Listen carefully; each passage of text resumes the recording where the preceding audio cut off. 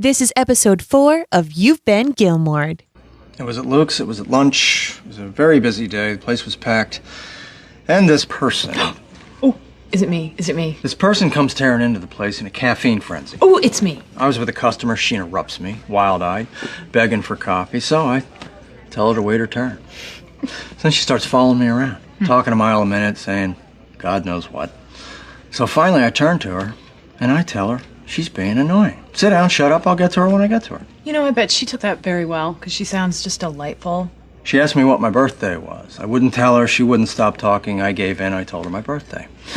Then she opened up the newspaper to the horoscope page, wrote something down, tore it out, handed it to me. God, seriously. You wrote the menu, didn't you? So I'm looking at this piece of paper in my hand, and under Scorpio, she had written, "You will meet an annoying woman today. Give her coffee and she'll go away."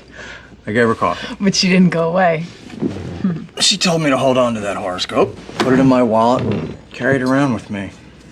One day it would bring me luck. Well, man, I will say anything for a cup of coffee.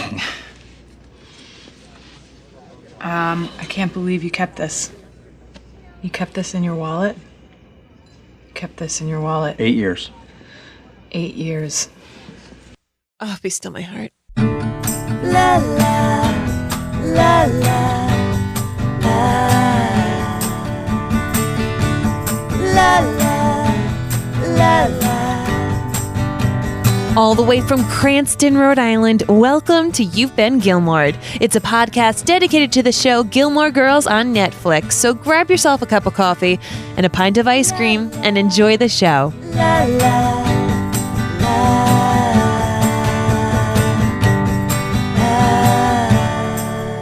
I'm going to start singing along, everyone. Hello. I'm your host, Mary Larson.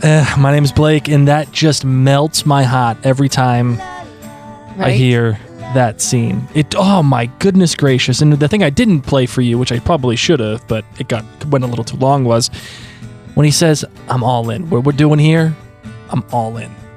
Oh my goodness gracious. Yes, yes, yes. Gosh, you know, I'm so glad that this was part of our collaboration of episodes that we got to talk about. How could it not be? Right? Seriously. This is probably one of my favorite Gilmore Girls episodes of all time. And I think that you are not alone in that assumption. Of course, this is written in the stars. This is season 5, episode 3. And what an awesome episode this one is. Damn straight. I mean, listen, we are categorizing this as, in case you haven't noticed yet, this is the best Lorelai and Luke episode, right?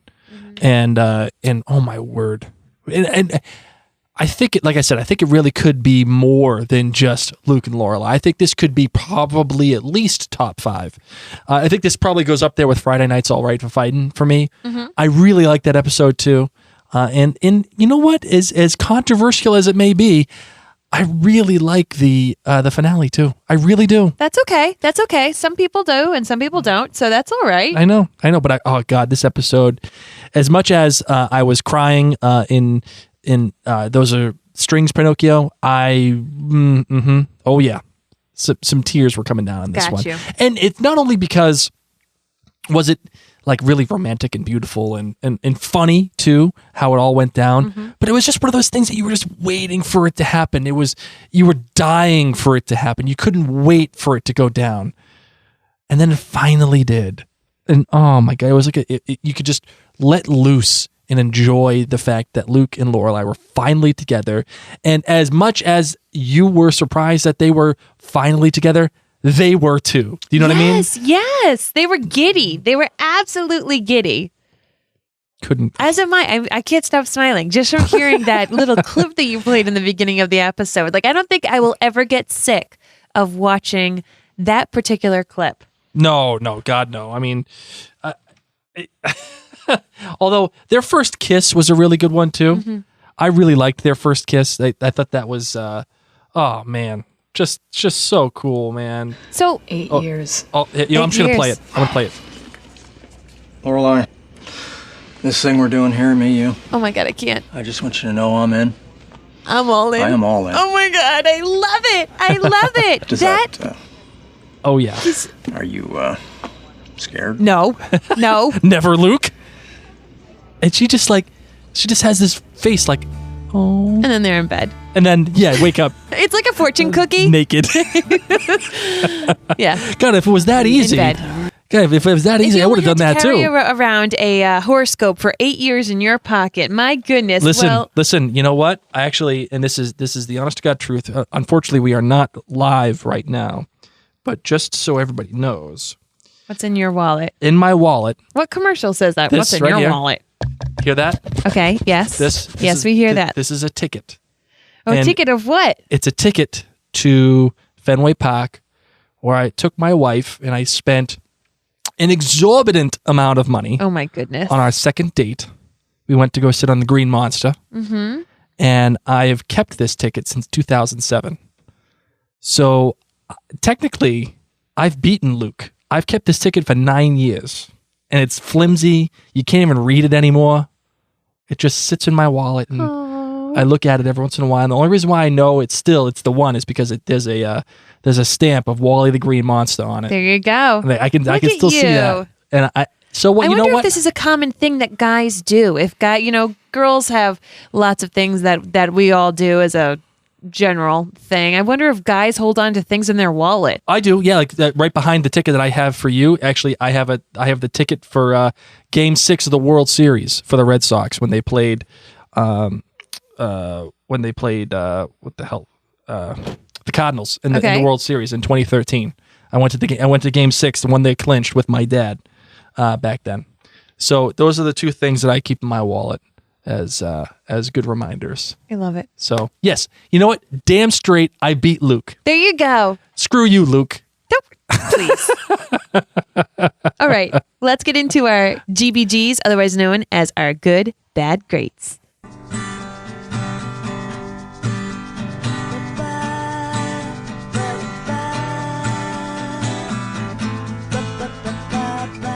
All right, my love, what do you got? All right. My good is a little off topic. Okay. I'm fine with that. I had a lot of fun in the older Gilmores in this episode. Okay. I did. This of course is the Lorelai Luke episode, but I just had fun with the banter that Emily couldn't get over the fact that Richard had left and it was after 7:30 p.m. And I'm saying this because I'm at a point in my life. That may or may not be something that you would do. I'm at a point in my life where I go to bed very early because I have little kids, and I had a great laugh because that's how I feel about many friends of mine. I'm like, they're going out after 7:30 p.m. What? I can't get over it. That's just not normal. So I thought that was funny, and I thought it was great. So that was my good. My bad.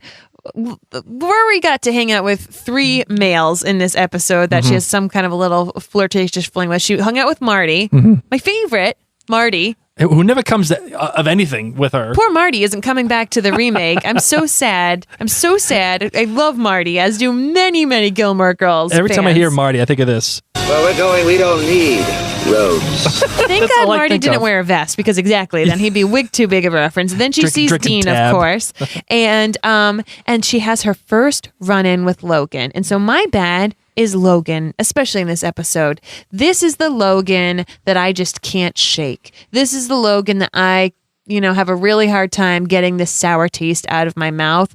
And I know it's his posse of friends, and he's not the one totally being a jerk. Like, he's just some rich kid who doesn't remember who they are. Right. But Logan pissed me off. Okay, He was my bad. I know he needed to be in there, but I got a chip on my shoulder. I was on board with Logan until he said, well, I did pay him, and he Smarmy. did serve me. I'm like, come on, you're just trying to win an argument now, and that's just, you're being a dink. You're being a dink for no reason. My great is 8 years.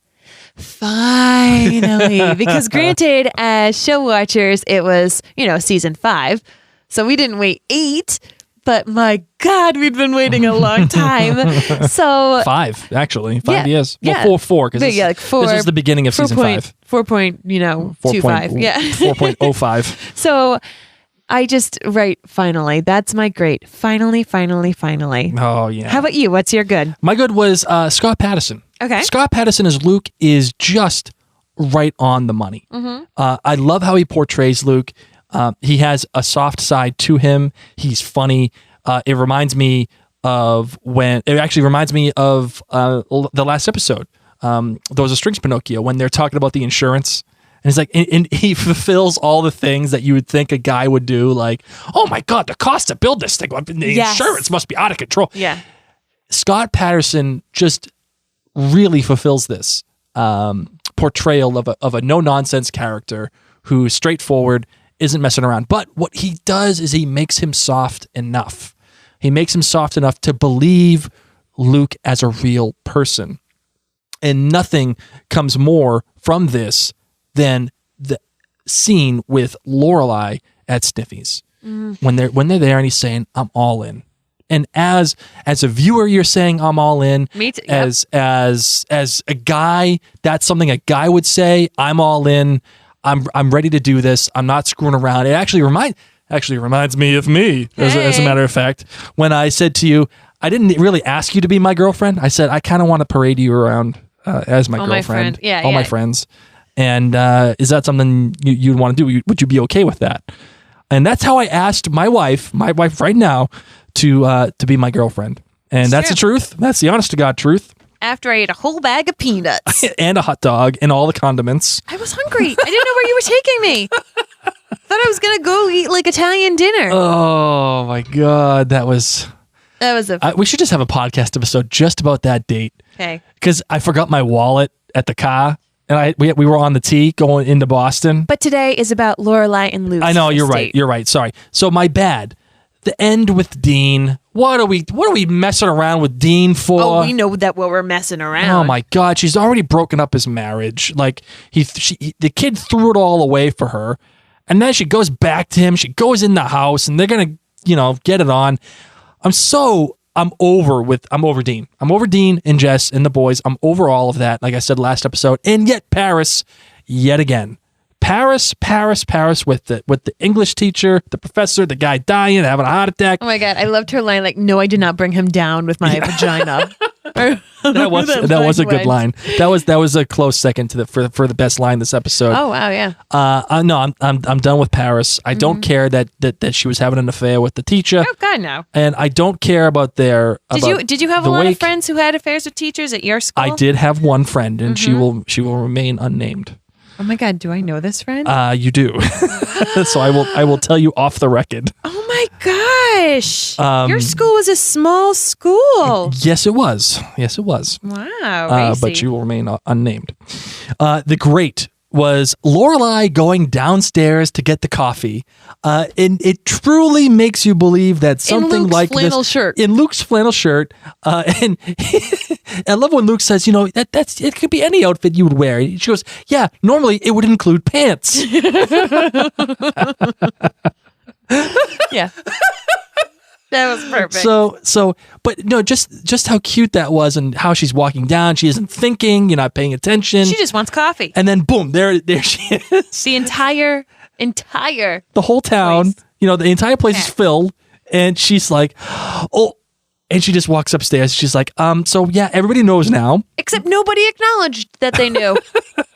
Except really at the town awkward. meeting. Oh, yeah. The town meeting was even better. Well, I like your great. So yeah, I really loved that whole scene. I thought it was funny. I thought it was cute, and that is a good personification of what Luke and Lorelai are together. All right, what is your coffee rating then? See, my coffee rating would have been much higher if not for the Paris crap. Okay, all right. The Paris crap really brought this down. I don't care about the wake. I don't care about the guy. I'm glad that, Rory's back in school. She moved in. She's with Marty and all that stuff, but I don't care about this character. Why am I spending so much time with Paris in this character? It doesn't make sense to me. As such, my coffee rating, I'm going to have to put it down to about a 4.5, maybe a 4.4. Okay. And it's only that high because of I'm all in scene. See, I'm doing the opposite. I'm giving this a 5. This is by far one of my favorite episodes of Gilmore Girls, so I'm rating it a 5 within my Gilmore Girls coffee cup rating scale. Right. I love it. And Paris is Paris. Yeah, I can get by it. I can get through it because that 8 years, man, that horoscope, yeah. I can forgive everything in That this whole scene. episode. It wasn't bad. Does that mean you can forgive me for holding on to the ticket for 9 years whenever I do something stupid? Nope. You are not Luke.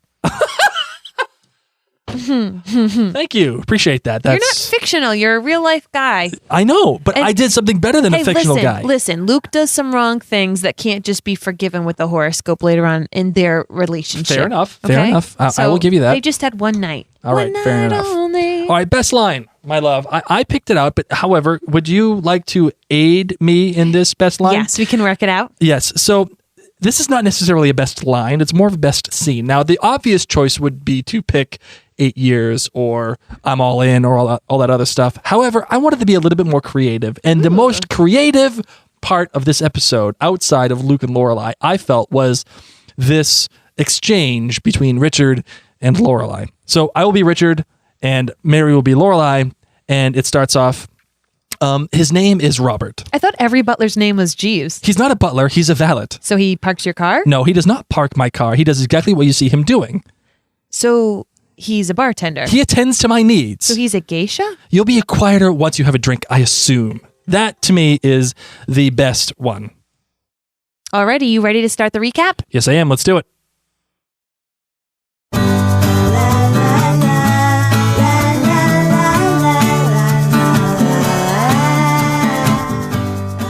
So, this episode was entitled Written in the Stars, as we've already discussed.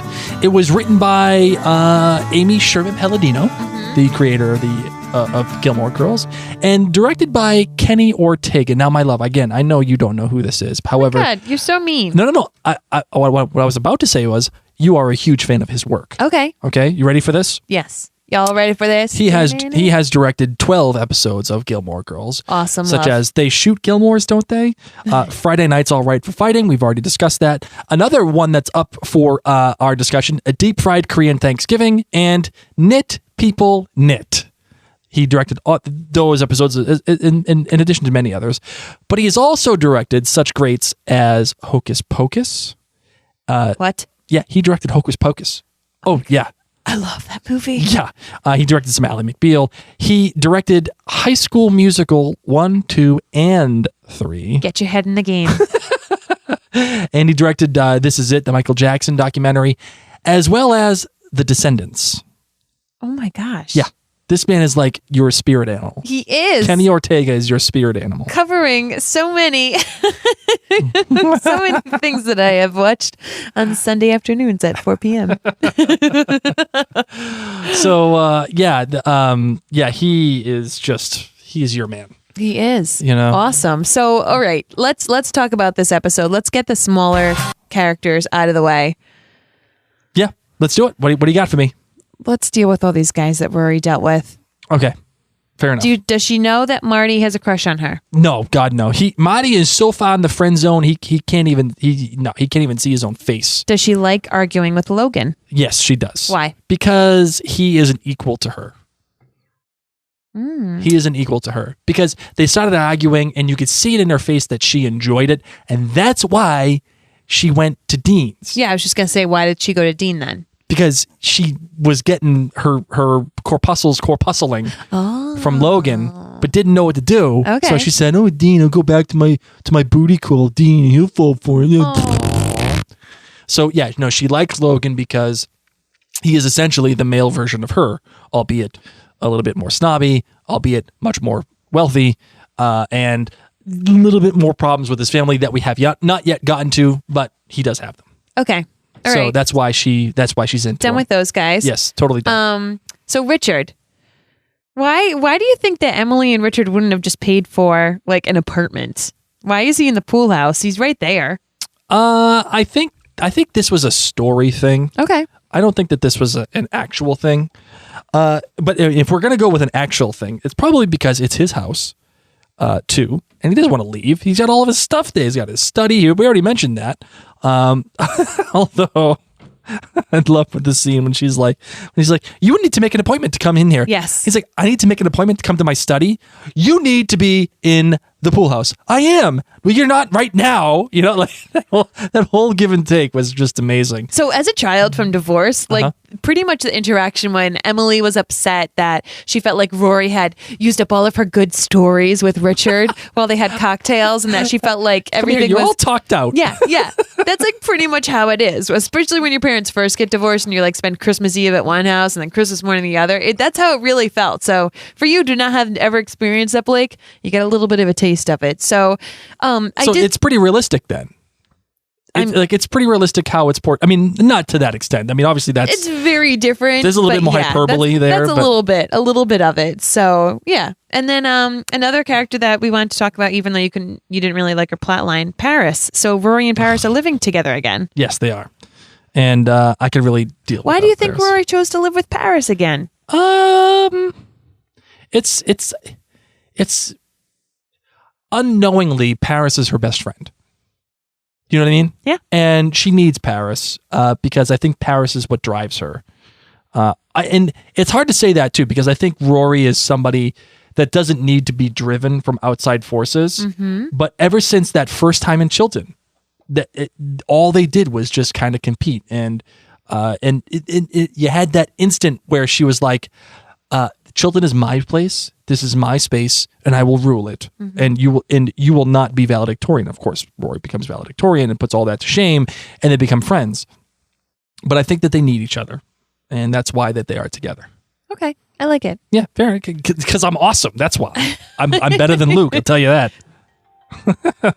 Hey, rookie, what do we got going on here? That was my alarm to make sure our children were in bed. Oh, okay. Rookie. That was a rookie mistake. Okay, we can move on. All right, what do you got? Luke and Lorelai. Oh, man. So finally. Yes. And I love the comments about how those jeans are really working for you. Oh, and how she I does a know. little strut. Just giddy. Just absolutely giddy. Yeah. But it is kind of weird that no one in the town talks about them. So of course, they're like, who do you think they know? What should we do? And then of course we realize that everyone has to know when Lorelai comes down just wearing a flannel t-shirt. But nobody says anything to her. Why didn't Babette or Miss Patty or anybody say something to Lorelai? I wonder if they knew because they knew that it was going to be on Taylor's to-do list at the town meeting.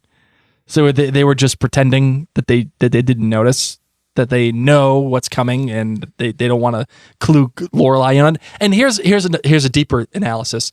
Maybe they didn't want to tell her because they knew they were going to have the vote, whether or not whether or not Lorelai and Luke should be together. And I mean, the fact that a town is voting on whether or not they should support. They can date. Like, it's so stupid, and yet I totally get it.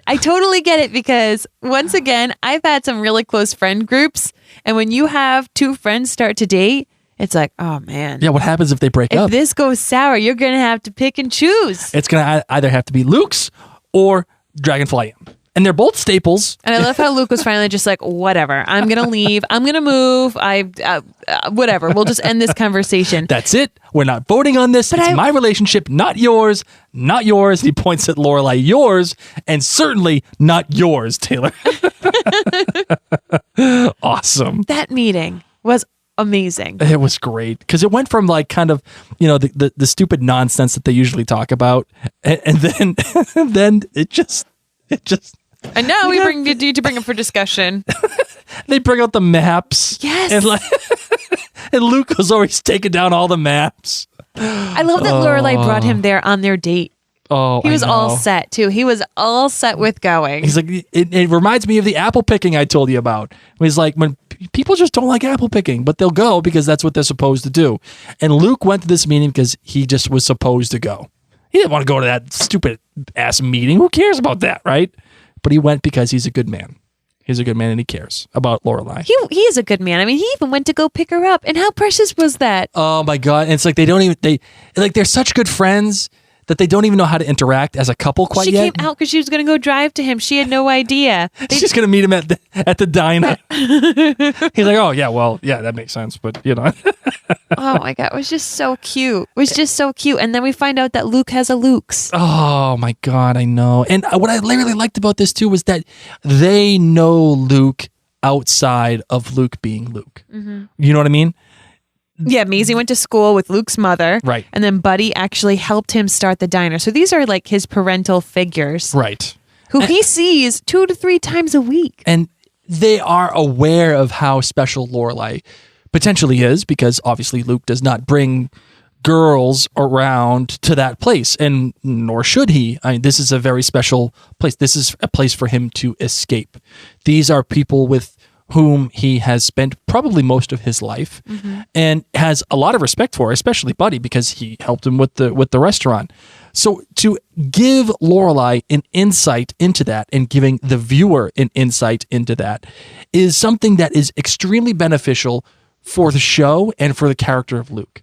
Because without that, Luke is, again, as much as I love him, he's a little bit of a caricature. And it shows you that Luke takes this very seriously, and he sees the other couple as a mirror for he and Lorelai. Mm-hmm. It shows her, I'm in this, and he says it quite literally, I'm all in. But he's showing Lorelai too, this could be us if you allow it to be. And are you scared? I wonder. Yeah. You know what I mean? Yeah. So that's what I think. I think that this is the mirror for the two, and it's the mirror for Lorelai. It's the mirror for us as the viewers. We are expecting that they become the next people to run their own restaurant. I wonder if Maisie and Buddy are going to be in the reunion. Oh, if they're still alive. I don't think that they're still alive, kiddo. I don't know. Oh. If someone knows, please. Hey, I'll look it up right now. Save me. I'll keep talking. I'll look it up right now. Oh, God. Well, I just loved how these characters were so excited to have him there. We just talked about how they were like a parental figure for us, for Luke, and I adored it. So, and how they even had champagne. He's like, I hate champagne. Just from the very beginning of this date to the end of it was so unexpected and kind of quirky and fumbly, just like most first dates are. I mean, when he was trying to get her inside the door, and she even said, like, we're going to get better at this. Mm-hmm. And even with her going downstairs naked, pretty much. Yeah, Catherine Justin, who plays Maisie, died in 2012. Oh my God. So she ain't making it. She woke up dead. What about, that's not funny. What about Buddy? I'm trying Buddy to look looked older. I'm trying to look up Buddy right now. Oh my gosh. Rest in peace, Maisie. Yeah, no, I can't find it. Oh, she's with Sniffy. Sniffy how funny was that story, dog. by the way? That was a terribly sad story. Terrible story. Why would you end a menu, the back of the menu, and he died? Sniffy died. That's why you named your restaurant Sniffy's, and then he died. Oh my God. Oh my goodness gracious. So, all right, I'll let you keep going. You make coffee for a living, Blake. I do. That's my job. What do you think it is about Luke's coffee that makes it so good? It's the cocaine. That's what we do in our coffee. That's what I tell everybody. Seriously, what makes Luke's coffee so good? Nothing. It's just the manner in which it is brewed. And I also think it's the environment in which it's brewed. Coffee tastes good at your house, but it doesn't taste as good as when you're in a diner or you're at Dunkin'. Because it's something about the cup, especially like a diner. Didn't you tell me that like our coffee, like my Keurig, can't make it really hot enough that it needs to be? Right. I mean, if you want to get all right. I'm trying to get technical because Lorelai, because Luke always says, like, how much coffee have you ever had? And she'll say, I already had 5. And I'll say, then why do you need more? And she'll say, because yours is so much better. And I want to know, why is it so much better? Well, all right. All right, here's the nerd alert. All right, okay. Calling all coffee nerds. This is probably the reason why it's better. This is probably something that no other Gilmore Girls podcast has talked about. Damn straight, no way. The chemistry of coffee. The reason why coffee tastes so good at a place like Dunkin' or like Starbucks or like Luke's is because they have commercial grade brewers. What does that mean? Meaning the brewer that they have is able to get up to 200 degrees. Now, you're supposed to brew coffee at around 196 degrees. All right, that's the temperature at which the water has to come out of the spout. Okay. Now, when it goes through the coffee grinds, obviously it gets a little bit cooler, whatever. But your average Keurig or your average coffee brewer probably only gets up to about 170-ish. So it's not extracting the oils from the coffee that a commercial brewer would actually do. Now, knowing Luke's, he probably doesn't clean the grinders all that much. and he probably... I would say Luke would. No, I don't think so, because Luke's got other things going on. He's got to make the food. Is it Carlos who's in charge of cleaning it? Yeah. Okay. So, ultimately, he's probably got oils that have been in there for a long time in the grinders. It tastes good. And it makes it taste a little bit better. It would even give a little bit of a sour taste if you paid attention to it. Like a Dutch oven when you cook a lot of good things in it, and then, your marinara sauce. You know what? No. You know what? No. We're going to back that one up. You're going to back that train up. You know what I'm talking about? I can't get past it Those now. of you I can't get past it now. about. Okay, we're getting back to coffee. So his coffee grounds probably are heated at a much higher temperature. They're brewed at a much higher temperature than we normally would do, or that Lorelai would do at home. And I also think, again, coffee is the finicky little wench, okay? It's kind of like plants. You got to talk to it. You got to love it a little bit. And the way that I see it is there's a lot of love at Luke's. And because of that, it just tastes that much better. And the other thing, too, is coffee doesn't taste as nearly as good as it should unless it's in a mug, like a porcelain mug. That's when coffee is at its best. Not in a styrofoam cup, not in one of those other cups that you take out on the road or whatever. No. Just, not porcelain, ceramic mug. That's what you need. And a ceramic mug that's been around for a long time with the scratches in it. You know what I mean? Oh yeah. That's what you need. Your nicks. Sorry. So now that's your 5-minute coffee talk. And on that note, that's my recap. Get out of here. No way. We get nothing else? That's it. You get nothing else. That's all I care about. We're not going to talk about Emily and how she's freaking out about Richard. I already did. What's Richard doing? I already did. And I already talked about Emily. Yeah. And 7:30 p.m. and we talked about the geisha. All that matters is Lorelai and Luke are together. It's been 8 years in the making, but 4 for show watchers. Yep. Is there anything else that you would want? And Maisie's dead. She ain't making it back to the reunion. I can't even find Buddy. I don't even know what Buddy. I've been searching for Buddy too. I can't find him. But is there anything else you would want out of that relationship? I mean, out of that first date. Do you think that was the perfect first date for those two? Do you think it did them justice? I'll tell you why it was perfect. Because as they are in their post-coital bliss in bed, he gets a pen and he says, all right, what music do I need to get? And she starts listing it off. And I was like, Luke, you got it. Some things about Luke, he just won't change. Mm-hmm. But I thought that was really cool. And it got Lorelai so excited that, he's going to check out this music that she loves. And I don't know. I think it was a perfect first date. A lot of the things that we talk about here on Mary and Blake Media, we always talk about how a show feels. What does it make you feel? What experience do you get out of the feeling that you watch? And the feeling that I got was, it reminded me of being on the Green Monster at Fenway. It reminded me of our first few dates and how that feels. And I remember when we first started dating, one of my employees came up to me and said, "Hey, you look different. You just seem happy. What's going on?" And I had the pleasure of telling her, that I met the woman of my dreams, and that was that. That was the end. That was the end of my life as I knew it. And I was quite pleased with that, and I'm quite pleased with the feeling that I got from Luke and Lorelai. And did you get that same kind of feeling? I did. Yeah. Like a giddy smile that you just can't wipe off your face. Right. Yeah. Right. I did. And that's why I think, and this is the great thing about Luke and Lorelai too, because they feel like real people, even though Lorelai talks wicked fast, and she has so much pop culture knowledge that it's almost impossible. But it's regardless of that, the way that she makes you feel like a real person. Mm-hmm. And I just, oh my God. Yep, I'm in. I'm totally in. I'm all in. Just like Luke, I'm all in. And I love this episode. Perfect. Probably one of my top 4 or 5, despite the fact that I gave it a 4.4, 4.5 rating, coffee rating. Hey, I'll forgive you. I'm being a little tough. I'm not going to lie. Let's jump into some trivia. Let's do it.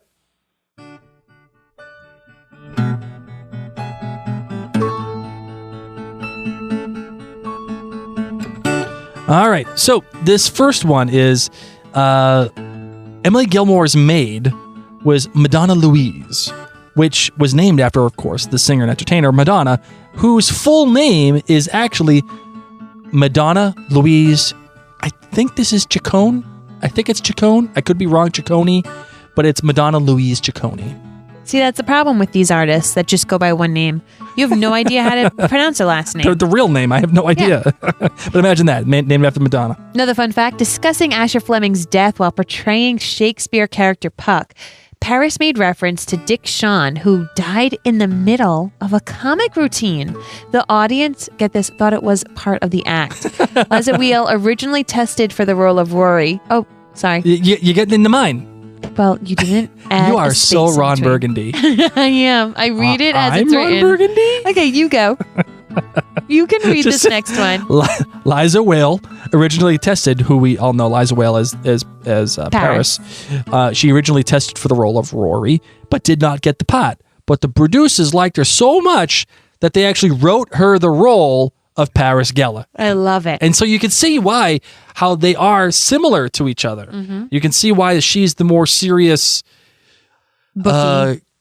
They're both bookie, though. Yeah, I can but see she's why she even would have more auditioned. bookie, you know? No, I think she's even more bookie, and she is the more serious version of Rory. yes. And it works, but it doesn't work. Last fun fact. The exterior shot of the Dragonfly Inn, and we did see this last episode, is actually the home of TV's The Waltons. So if you ever watched the show The Waltons, No, I have not. their home is the exterior shot of the Dragonfly Inn is the home They of the Waltons. lived in an inn. They lived in. No, I think the inn is actually living in the Waltons' home. Man. Just how that goes. But that is it. That is it for the trivia, my love. Final thoughts for this episode. You got any? I loved it. I want to watch it again right now. I kind of want to watch it again too. I'm not gonna lie. But instead, we need to get ready for season 3, episode 13, Dear Emily and Richard, because that is going to be the next episode that we talk about for the best Lorelai and Emily episodes. Oh, I like for this those of you who episode are too. watching along with us, cue up season 3, episode 13. Ready to Dear close out the Emily show? and Richard. Yeah. All right, let's do it. La la la la. La la la You know, you're right. It kind of makes you want to, sing along to this. La la la. Yeah. You just want to bob your head. So thank you, all of you who are listening along to this podcast. You've Been Gilmored is officially up in iTunes. And if you are enjoying it, we would love for you to take a moment just to share it, because Blake and I did not know that there were so many Gilmore Girls fans in this world until we started talking about it on social media.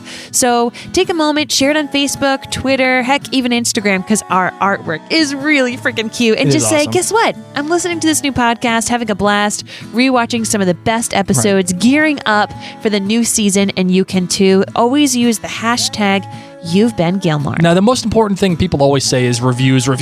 And they are important. I'm not going to lie. But the most important thing you can do, in my opinion, is like what Mary said. Just tell a friend. Tell a friend that we exist. Tell a friend that Mary and Blake exist. And tell them that we have this really cool podcast about Gilmore Girls, among all the other stuff that we have, too. And I would greatly appreciate that. You can also find everything that Mary and I do at our website, maryandblake.co. All of our podcasts, all of our blogs are there. And my love, it looks like we actually have a review to call out. Please, let's do so. Jess Rhodes Biz says, I love Mary and Blake's podcast. I don't listen to the other TV shows they podcast about, but I love their show Parent Cast, which has, sadly for me, their number one fan. Sorry, Jess. Been on hiatus. It'll come back, Jess. We're like binging Gilmore Girls, I promise. Wait, what was it again? Oh, hey, what? A what? Oh, I made up a word. Didn't even know that. Yes, you did. Just says, I'm so excited that they started this show and talked about a TV show that I'm obsessed with. I binged the entire Gilmore Girls series last year on my maternity leave and cannot wait for the Netflix series. Listening to you, Ben Gilmored, is rekindling my love for rekindling my Gilmore Girls fire.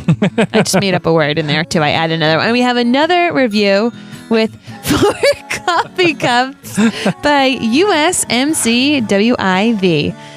This person, because I don't know if it's a male or female, and I have no idea. Even the smiley face is an androgynous. We'll just call it Pat. That's who this is. Androgynous Pat. Hold on. I want to find out who this person is. Says, funny and engaging. Grab your coffee, latte, mocha, hot tea, or apple cider, and join Mary and Blake as they highlight this amazing show. Be prepared to be Gilmored. Where's that ding? Well done once again, you two. So thank you guys so much. I am pumped that there are 2 readings in there. That Me just too. made my day. Let's get some more. Yeah. You know what? Here's the next thing. The next 5 people that give us a rating, Yeah. I'm going to write a handwritten card. You are, right to them. or I'm man. No, I'm going to do it because you have a hard time keeping up. So I'm going to do it. Okay. So write a review. Send us an email at maryandblakemedia@gmail.com. Mary and Blake Media? Yeah, at gmail.com. maryandblakemedia@gmail.com. Let me know. Give me the iTunes name that you got. Your username. And give me your snail mail address, and I will write you a personal handwritten little note thanking you. And that's what we'll do. So the next 5 people. Well, Jess can be included, and so can US, whatever all those letters were. Yeah. Well, we'll WIV. include them too. Yeah. We'll include them too. But Soon the as next you 5 email. people. All right. Well, until next time, ladies and gents, I'm Mary Larson. My name is Blake. And you've been listening to You've Been Gilmored.